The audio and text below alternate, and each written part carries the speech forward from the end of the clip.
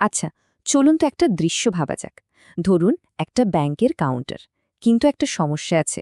ক্যাশিয়ারটা গেল কোথায়? শুধু তাই না, ক্যাশ বক্সের সব টাকাও তো উধাও। তাহলে ব্যাপারটা কি হলো বলুন তো? এই পুরো পরিস্থিতিটাকে কিন্তু মাত্র একটা ইংরেজি শব্দ দিয়ে ব্যাখ্যা করা যায়। আর আজকের এই পর্বটিতে আমরা ঠিক সেই শব্দটারই রহস্যভেদ করব। শব্দটা হলো অ্যাবসকন্ড। চলুন এর গভীরে ঢোকা যাক।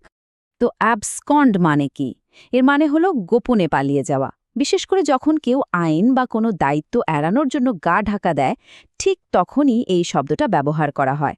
যেমন ধরুন চোর, অপরাধী বা দেনাদার, এদের ক্ষেত্রে কিন্তু এই শব্দটা সবচেয়ে বেশি খাটে। আরে, এই শব্দটার উৎসটা কিন্তু আরও মজার। এটা এসেছে একটা ল্যাটিন শব্দ অ্যাবসকন্ডেরে থেকে। এখন দেখুন, এটাকে যদি আমরা ভাঙি তাহলে দুটো অংশ পাই। প্রথমটা হলো অ্যাব, যার মানে দূরে, আর দ্বিতীয়টা কন্ডেরে, মানে লুকানো। তাহলে দুটো একসাথে করলে কি হয়? একদম সহজ, দূরে গিয়ে লুকিয়ে পড়া। দারুণ না ব্যাপারটা? শব্দটার ভেতরেই যেন পুরো মানেটা বলে দেওয়া আছে। তাহলে শুরুতে যে রহস্যটা দিয়ে আমরা আলোচনা শুরু করেছিলাম সেখানে ফেরা যাক। এখন তো আমরা পুরো ঘটনাটা এক কথায় বলে দিতে পারি। The cashier absconded with the money, মানে ক্যাশিয়ার টাকা নিয়ে পালিয়ে গেছে। দেখুন শব্দটা এখানে কি সুন্দরভাবে মিলে গেল। আরেকটা উদাহরণ দিই, যেটা প্রায়ই শোনা যায়, যেমন the accused absconded before the trial. এখানে শব্দটা একটা আইনি পরিস্থিতিতে ব্যবহার হচ্ছে, মানে বিচার শুরু হওয়ার আগেই অভিযুক্ত ব্যক্তি উধাও হয়ে গেছে বা গা ঢাকা দিয়েছে। আচ্ছা, শব্দটার মানেটাকে আরও ভালোভাবে বুঝতে এর কিছু সমার্থক আর বিপরীত শব্দ দেখা যাক। সমার্থক শব্দগুলো হলো ফ্লি, রানওয়ে, ডিসঅ্যাপিয়ার, মানে সবগুলোর অর্থই কাছাকাছি, পালিয়ে যাওয়া। আর এর ঠিক উল্টোটা কি হবে? উল্টোটা হবে অ্যাপিয়ার, মানে হাজির হওয়া, সারেন্ডার বা আত্মসমর্পণ করা, অথবা রিমেইন, মানে থেকে যাওয়া।